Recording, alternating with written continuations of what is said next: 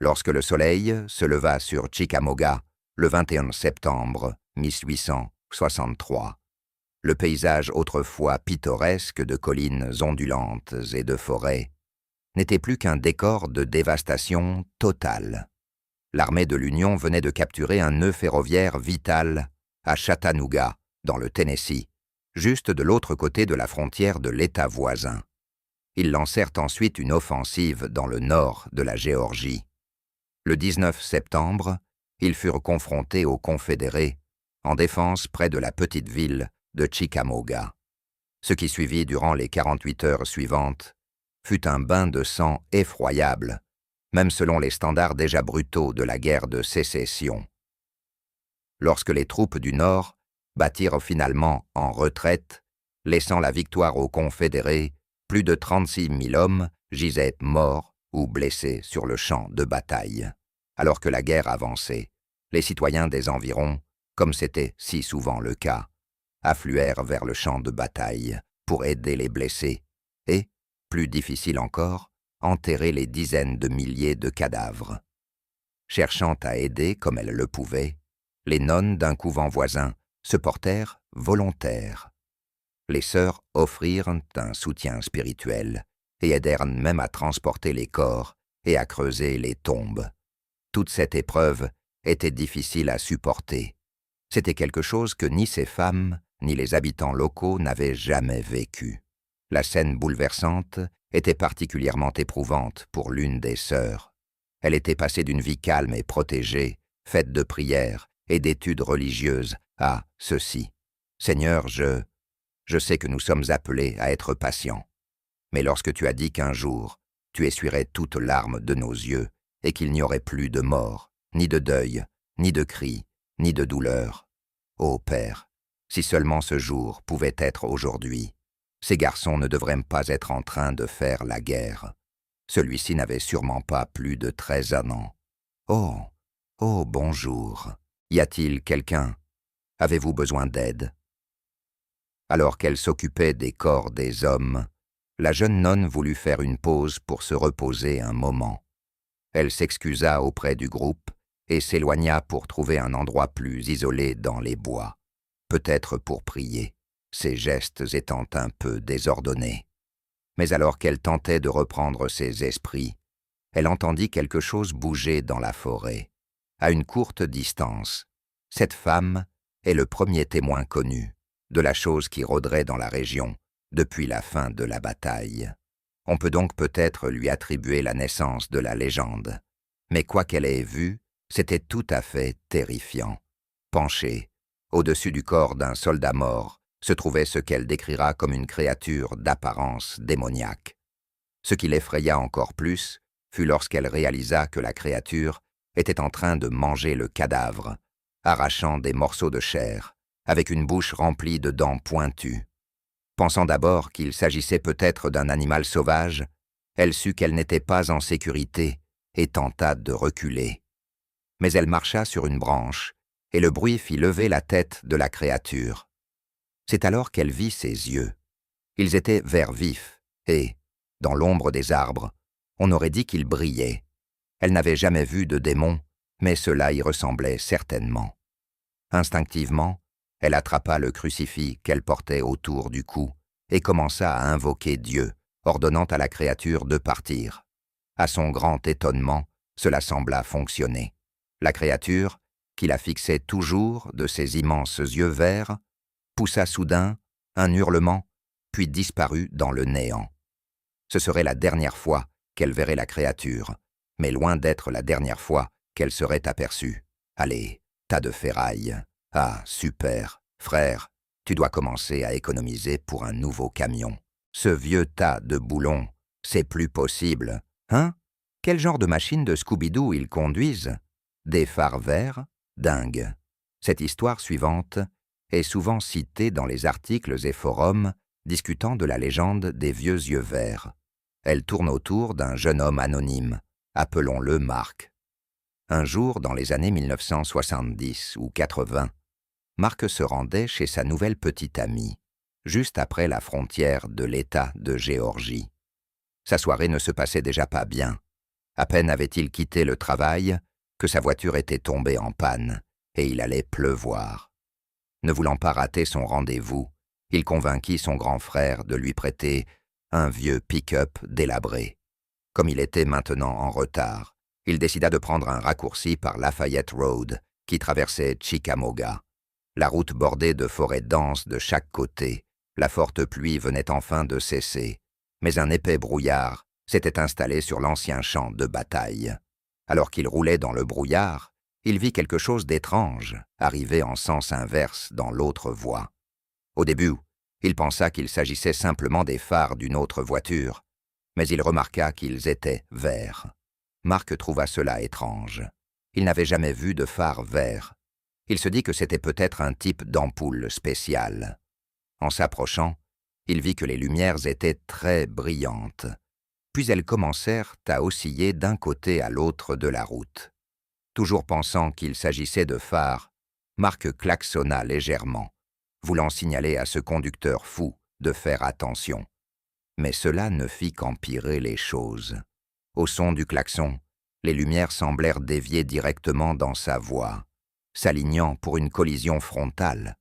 Mark commença à penser que ce conducteur devait être ivre, alors il appuya encore plus fort sur son klaxon.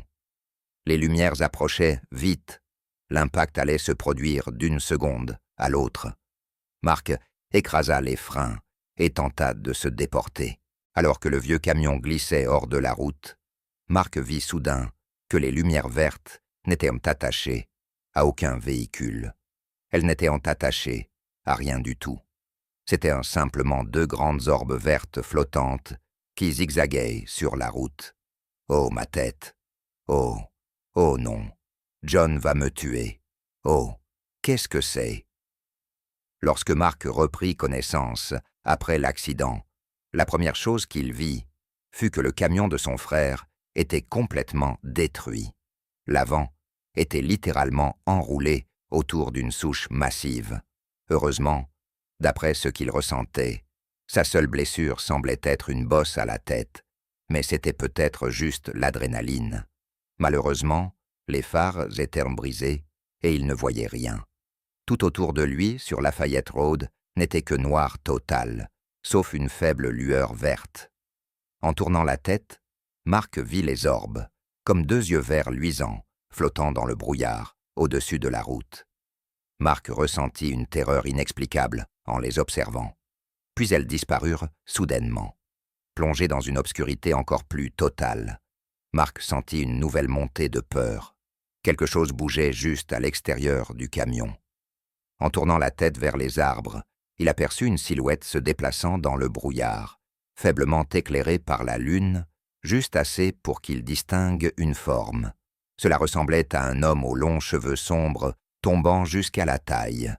Alors qu'il l'observait, il l'entendit. La silhouette se mit à gémir. Elle tournait autour du camion, clairement en train de l'observer, émettant ces sons graves, sombres, inquiétants. Mark ne comprenait rien à ce qui se passait, mais cela lui glaçait le sang. Puis, aussi soudainement que les orbes vertes avaient disparu, la silhouette sembla se fondre dans l'obscurité environnante. Silence. Mark attendit un moment pour voir si quelque chose d'autre allait se produire, avant d'essayer d'ouvrir la porte pour sortir. Oh! En un instant, la créature bondit sur le capot du camion de Mark. Assise à quelques centimètres derrière le pare-brise fissuré, Mark la vit. Elle n'était pas humaine. La créature avait de longs cheveux sales, une large bouche remplie de crocs acérés, et deux yeux verts luisants. Mark dit qu'à ce moment-là, il voulait crier, mais qu'il n'en était pas capable. Si l'histoire de Mark ne pouvait pas devenir plus étrange, elle le devint pourtant.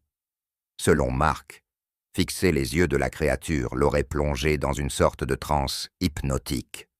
Tout autour d'eux, la route, les arbres, sembla fondre.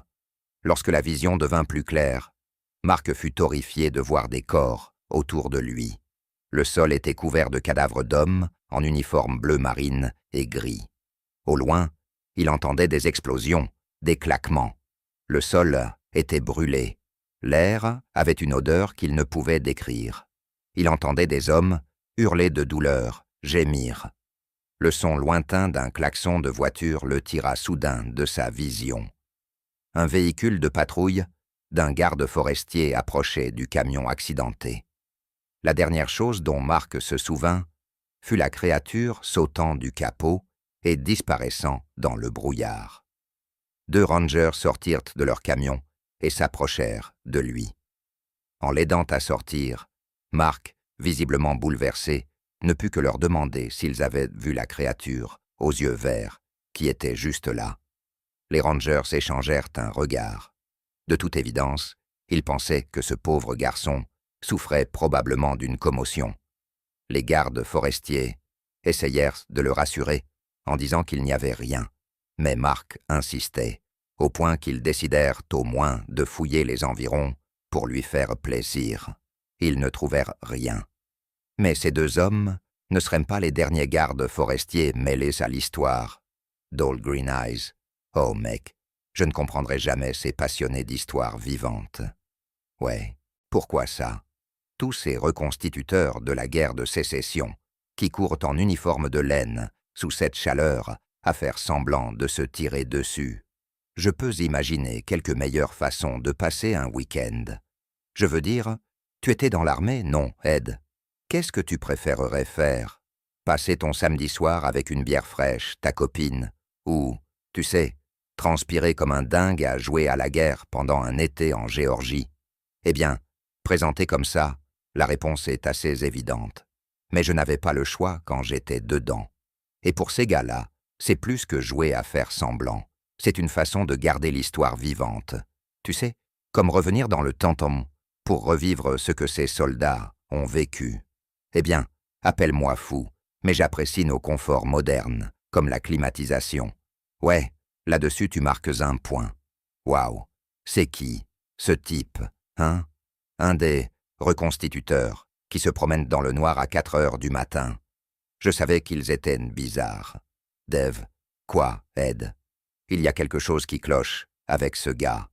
L'histoire du jeune homme qui a été envoyé dans le fossé par Old Green Eyes est certainement la rencontre la plus intense après celle des nonnes. Mais la rencontre qui semble avoir introduit la créature au grand public du paranormal est celle rapportée par un homme nommé Edward Tenney lors d'une interview en 1981 avec un journal local. Avant de devenir garde forestier, Edward avait été parachutiste dans l'armée, servant dans la 11e division aéroportée pendant la Seconde Guerre mondiale et la guerre de Corée. Sa carrière militaire terminée, Edward entra dans le domaine de l'éducation, où il travailla comme enseignant et directeur d'école. Il était originaire de Chattanooga, Tennessee, et avait une grande passion pour l'histoire. Edward devint finalement garde forestier, puis historien en chef du parc du champ de bataille de Chickamauga. L'incident eut lieu quelques années plus tôt, en 1976. Edward et un collègue, garde forestier, patrouillaient tard dans la nuit sur le champ de bataille. Il y avait un événement d'histoire vivante dans le parc, et les 2 hommes se rendaient au campement des reconstituteurs pour effectuer leurs inspections habituelles, s'assurant que l'endroit restait propre et que tout était en ordre. Selon Edward, il était environ 4 heures du matin lorsqu'un événement survint. Alors qu'ils marchaient le long d'un tronçon de route vide vers une intersection, ils furent approchés par une grande silhouette imposante d'un homme inconnu. Les 2 gardes ne savaient pas pourquoi, mais quelque chose chez l'inconnu les mit immédiatement mal à l'aise. L'homme qui approchait semblait plus grand que la moyenne. Il avait l'air d'avoir de longs cheveux noirs et gras tombant bien au-delà de ses épaules, et il semblait porter un vieux manteau noir d'équitation. Ce qui effraya vraiment les gardes forestiers fut la manière agressive dont il marchait vers eux. Plus il se rapprochait, plus il se sentait tendu.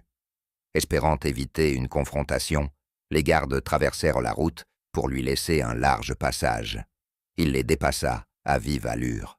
Mais tandis qu'il passait, Edward tourna la tête et vit son visage. Quand il est passé devant moi, j'ai vu que ses cheveux étaient longs, comme ceux d'une femme. Les yeux, je n'oublierai jamais ses yeux. Ils brillaient, presque d'un vert orangé, scintillant comme ceux d'un animal sauvage, Les dents étaient longues et pointues, comme des crocs, et je ne savais pas s'il fallait courir, crier ou quoi. Puis les phares d'une voiture arrivant dans le brouillard ont illuminé la route, et cette chose a disparu juste devant moi. Partout où il y a eu une grande souffrance, les gens ont toujours affirmé avoir vu des choses étranges. Et après avoir entendu ces histoires pendant 150 ans, il n'est pas surprenant que les récits d'Old Green Eyes aient changé.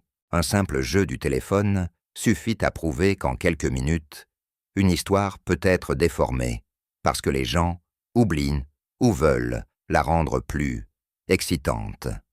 Ainsi, l'apparence exacte et le but de la créature varient d'un témoignage à l'autre.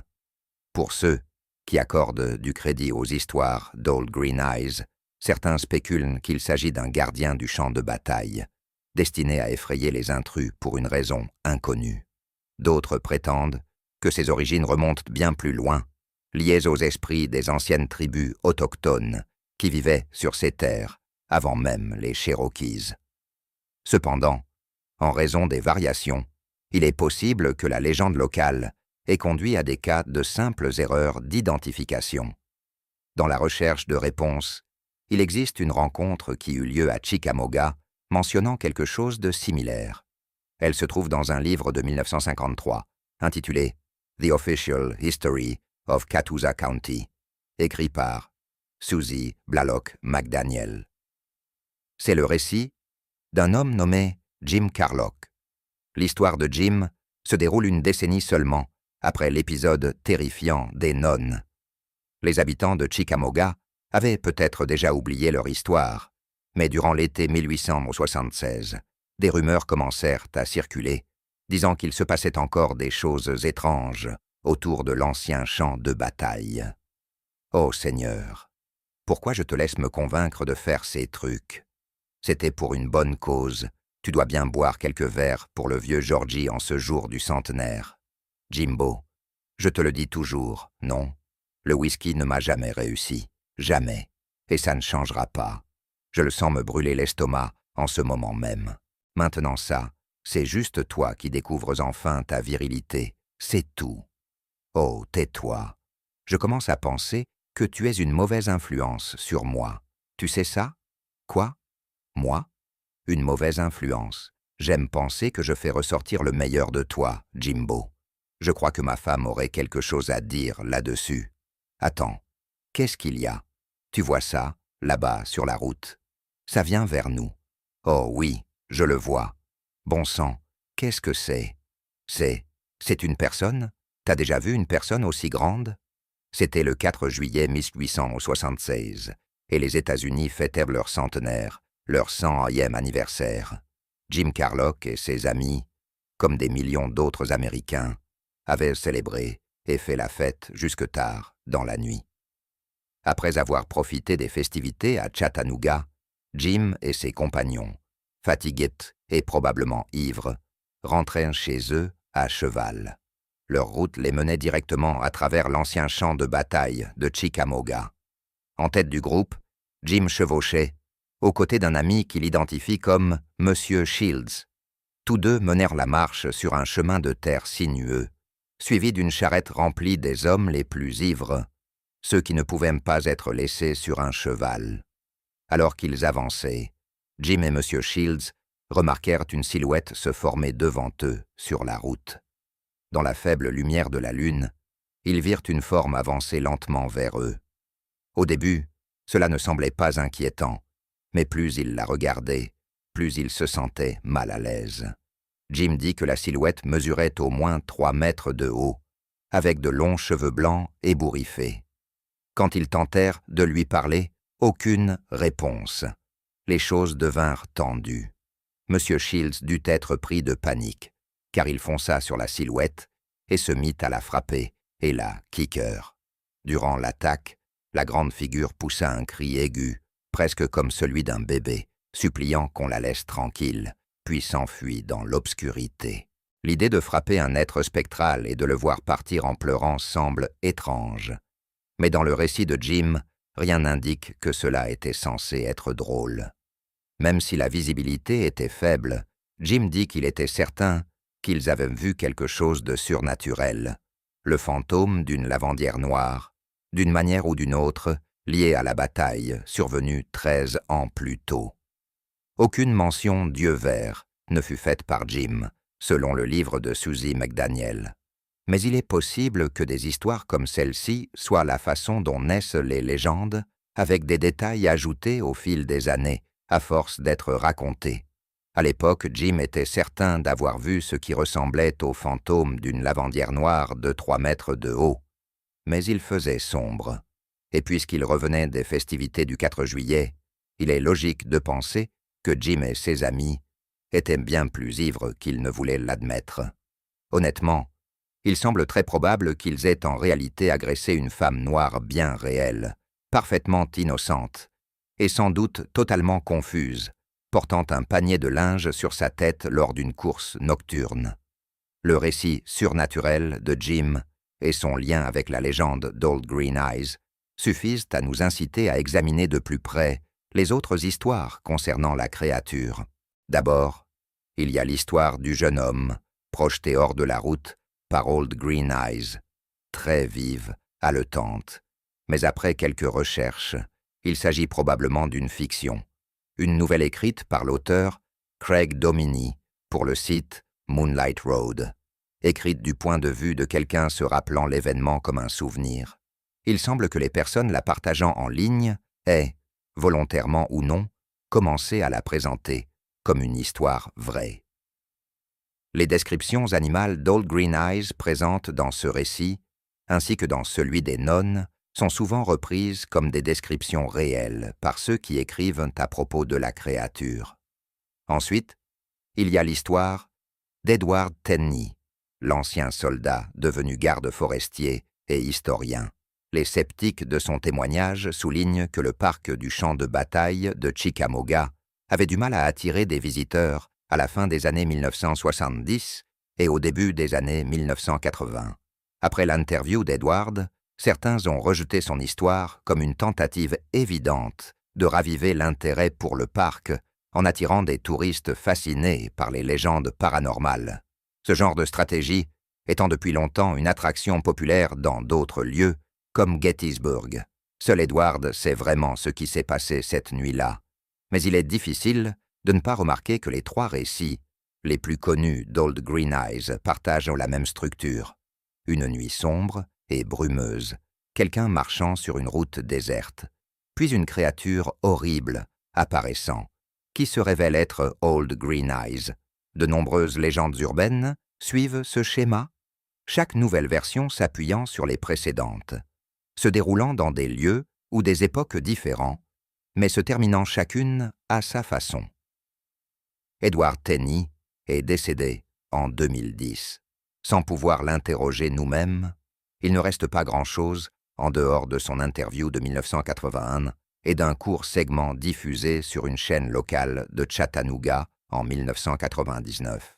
Quelle que soit la vérité derrière la légende d'Old Green Eyes, il demeure quelque chose de sinistre autour de l'ancien champ de bataille de Chickamauga. La description de la guerre faite par les hommes qui ont été témoins du carnage à Chickamauga est sans doute plus glaçante que n'importe quelle rencontre fantomatique. Le soldat confédéré Larkin Poe écrivit dans son journal ce qu'il vit en traversant le champ après la bataille. La lune descendait loin à l'ouest et projetait une lumière fantomatique sur les bois et les champs. Le silence de la nuit n'était troublé que par le bruit des sabots de mon cheval et le ululement d'une chouette solitaire.